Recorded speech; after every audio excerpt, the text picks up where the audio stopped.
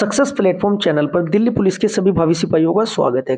Computer final division set number first Delhi police constable 2020 में आपके total 38 shift में आपके ऑनलाइन एग्जाम हुए थे। प्रत्येक शिफ्ट में कंप्यूटर से 10 आपके क्वेश्चन पूछे गए हैं। ये तो टोटल 38 सेट हम अभी तक कंप्लीट कर चुके हैं, जिसका लिंक डिस्क्रिप्शन बॉक्स में है। जिन स्टूडेंट ने अभी तक 38 सेट कंप्लीट कर लिए हैं उनका कॉन्फिडेंस कंप्यूटर में बहुत ज़्यादा हाई हो चुका होगा, क्योंकि सभी क्लास में एक्स्ट्रा फैक्टर ट्रिक के साथ एक्सप्लेन बहुत बेहतरीन तरीके से किया गया है। जिन स्टूडेंट ने अभी तक क्लास नहीं देखी है, डिस्क्रिप्शन में जाके आप देखिएगा। टीसीएस कंपनी के न्यू पैटेंट को मद्देनजर रखते हुए 2020 के तो हम सभी शिफ्ट के कंप्यूटर के क्वेश्चन कवर कर चुके हैं। 2022 में आपके हेड कांस्टेबल के टोटल ऑनलाइन जो शिफ्ट हुई थी, टोटल एग्जाम हुए थे, 22 एग्जाम हुए थे।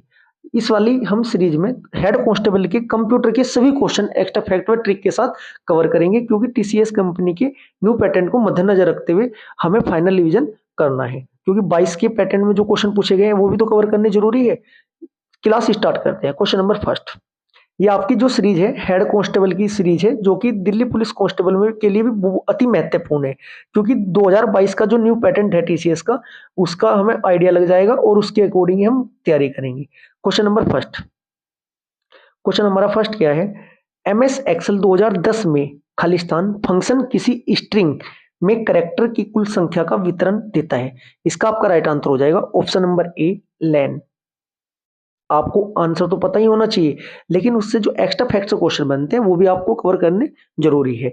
एक्सेल में जो लेन फंक्शन होता है ना, दिए गए टेक्स्ट में ना स्ट्रिंग में करेक्टरों टेक्स्ट की संख्या ये लौटाता है। दूसरा वर्ड क्या करता है, ये लेन जो है ना, लेन स्पेस और विराम चिन्ह सहित ना टेक्स्ट में करेक्टरों की संख्या की गणना करता है और परिणामों के रूप में एक संख्या देता है। तीसरा जो क्वेश्चन बन सकता है इस क्वेश्चन से आपका, यदि टेक्स्ट एक खाली स्ट्रिंग है, खाली स्ट्रिंग बोले तो क्या होता है, कोमा, खाली स्ट्रिंग है या टेक्स्ट एक खाली सेल का संदर्भ है, तो लेन है ना लो एंट्री नेटवर्क शून्य लौटाता है। ये आपसे पूछा जाता है कि जो लेन है ना लो एंट्री नेटवर्क शून्य कब लौटाता है, जब टेक्स्ट आपका स्ट्रिंग खाली हो या टेक्स्ट एक खाली सेल शो कर हो। नेक्स्ट क्वेश्चन, क्वेश्चन नंबर आपका सेकंड, निम्नलिखित में से कौन एक डॉक्यूमेंट प्रोसेसिंग सॉफ्टवेयर नहीं है? इसका आपका राइट आंसर हो जाएगा ऑप्शन नंबर फर्स्ट ही हो जाएगा इसका, ओपन ऑफिस इंप्रेस। ये आपका क्या नहीं है, डॉक्यूमेंट प्रोसेसिंग सॉफ्टवेयर ये आपका नहीं है। ओपन ऑफिस इंप्रेस जो आपका ओपन ऑफिस में शामिल फ्री प्रस्तुत सॉफ्टवेयर है, जो एक ऑफिस सूट है। इसमें वर्ड प्रोसेसिंग, स्प्रेडशीट प्रोग्राम और डेटाबेस सॉफ्टवेयर इसमें होते हैं। इसे सन माइक्रो सिस्टम द्वारा बनाया गया है। ये क्वेश्चन पूछा जा सकता है आपसे कि इसे किस कंपनी के द्वारा बनाया गया है। इसे सन माइक्रो सिस्टम जो आपका है उसके द्वारा बनाया गया है। यह माइक्रोसॉफ्ट पावर पॉइंट के समान एक प्रेजेंटेशन शो करता है। नेक्स्ट क्वेश्चन, क्वेश्चन नंबर आपका थर्ड, निम्नलिखित में से कौन सा सिंबल या प्रतीक ईमेल पते की में उपयोग किया जाता है? ईमेल से आपका 2020 में भी लगातार क्वेश्चन पूछा गया है। एक ईमेल आईडी जो होती है कितने पार्ट से मिलकर बनी होती है, ये आपको पता होना चाहिए। ईमेल आईडी जो मान ले सपोज कीजिए मेरी जो ईमेल आईडी है गौतम शर्मा, बच्चों मेरे राइट हैंड में है ना, एक्सीडेंट हो गया था, लगभग 10 टांके आए हैं। अभी संडे को जो एक्सीडेंट हुआ था मेरा, राइट हैंड से मेरे से कुछ भी नहीं लिखा जा रहा है और अभी एक हफ्ता ऐसे ही चलेगा, एक वीक रेस्ट के लिए बोला है डॉक्टर साहब ने। ठीक है, मैं आपके लेफ्ट हैंड से जैसा भी मेरे से लिखा जाएगा 4-5 दिन और लिखूंगा, आपको थोड़ा एडजस्ट करना होगा जैसे ही मेरा हाथ ठीक होता है। जैसे मैं आपको एक्स्ट्रा फैक्ट में डिटेल के साथ क्लास आपकी करा रहा था ऐसे ही करानी स्टार्ट कर दूंगा। अब आपको पता होना चाहिए जो एक ईमेल आईडी होती है ना, वो 3 पार्ट से मिलकर बनती है। एक आपका होता है स्टार्टिंग में यूजर नेम, एक होता है आपका सेपरेटर, ठीक है, एक होता है आपका डोमेन नेम। हमेशा सेपरेटर जो होता है एट द डेट के राइट साइड में, लेफ्ट साइड में क्या होता है आपका यूजर नेम होगा हमेशा, और लेफ्ट साइड में क्या होगा आपका डोमेन नेम होगा। ये डायरेक्ट क्वेश्चन बार बार एग्जाम में पूछा गया है कि एट द डेट जो होता है सेपरेटर की लेफ्ट साइड क्या होता है और राइट साइड आपका क्या होता है, ये आपको पता होना बहुत जरूरी है। इसमें इसका राइट आंसर हो जाएगा क्वेश्चन नंबर थर्ड का option number 2, at the date.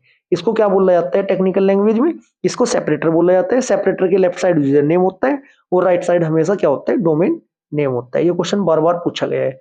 Next question, question number आपका 4, एमएस एक्सेल 2010 में खालिस्तान फंक्शन केवल वर्तमान सिस्टम तिथि करंट सिस्टम डेट प्रदान करता है। क्वेश्चन नंबर 4 का आपका राइट आंसर हो जाएगा ऑप्शन नंबर ए, टुडे। ऑप्शन नंबर ए टुडे। जो से एक्स्ट्रा फैक्ट से क्वेश्चन आपके बनते हैं, जो एक्सेल में है ना टुडे फंक्शन ठीक वही करता है जो उसका नाम इंगित करता है, मतलब आपकी वर्तमान जो करंट डेट होती है वो शो करता है।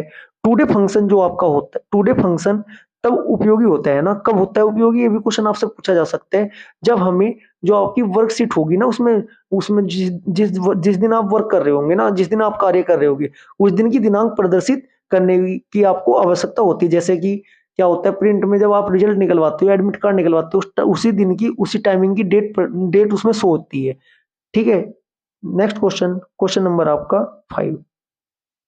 एमएस एक्सेल 2010 में हाइड विकल्प खाली स्थान में मौजूद होता है। इसका आपका राइट आंसर हो जाएगा ऑप्शन नंबर 5। क्वेश्चन नंबर 5 का ऑप्शन नंबर 4 हो जाएगा। व्यू में होता है, आपके सामने शो हो रहा है। इसमें देखो क्या क्या ऑप्शन आपके ओपन होते हैं, वर्कशीट व्यू होता है, show and hide. Show and hide क्या होता है, इसमें इसका यूज कैसे करते हैं मैं आपको बता देना चाहता हूँ। एमएस एक्सेल 2010 में ना रिबन बार में ऐसा भी पूछा जाता है, रिबन बार ऑप्शन में भी मिल सकता था आपको। रिबन बार में व्यू टैब में हाइड विकल्प आपका मौजूद होता है। यह है ना एक या एक से अधिक है ना सेलेक्ट जो आपकी सीट्स या टैब को है ना आसानी से हाइड करने के लिए इस्तेमाल किया जाता है। एक्सेल में हाइड एंड हाइड फीचर भी आप प्रयोग कर सकते हो। हाइड करना होता है तब हाइड, और जब आपको शो करना होता है तब आप शो कर देते हो। आपके सामने डायग्राम में दिखाई दिया दे रहा है। Next question, question number 6।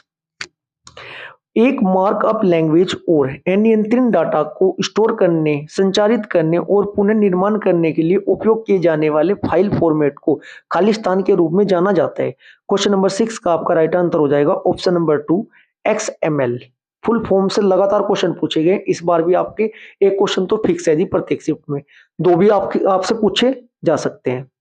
Question number 6 का आपका राइट आंसर हो जाएगा ऑप्शन नंबर 2। क्या होता है XML? इसे क्या बोला जाता है, इसे बोलते हैं एक्सटेंसिबल मार्कअप लैंग्वेज, जिसे शॉर्ट में बोलते हैं XML। एक ये क्या होती है, एक मार्कअप लैंग्वेज और एक फाइल फॉर्मेट है जो अब मनमाने डेटा को ना स्टोर करने, ट्रांसमिट करने और फिर से बनाने के लिए ये आपकी यूज की जाती है। इतना आपको पता होना चाहिए। HTML की फुल फॉर्म क्या होती है आपकी, हाइपर टेक्स्ट मार्कअप लैंग्वेज आपकी होती है।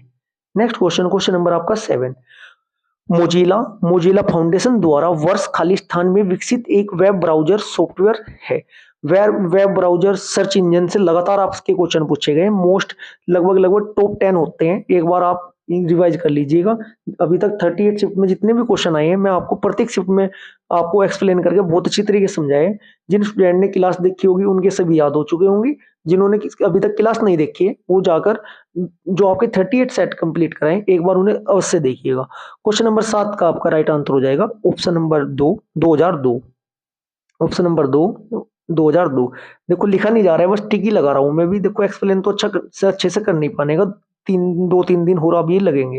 मोजी इसमें मैं आपको डिटेल बता देना चाहता हूँ। मोजिला फायरफॉक्स है ना, मोजिला फाउंडेशन द्वारा कब विकसित किया गया था, 2002 में विकसित किया गया था। यह एक कैसा वेब ब्राउजर है, यह एक वेब ब्राउजिंग सॉफ्टवेयर है।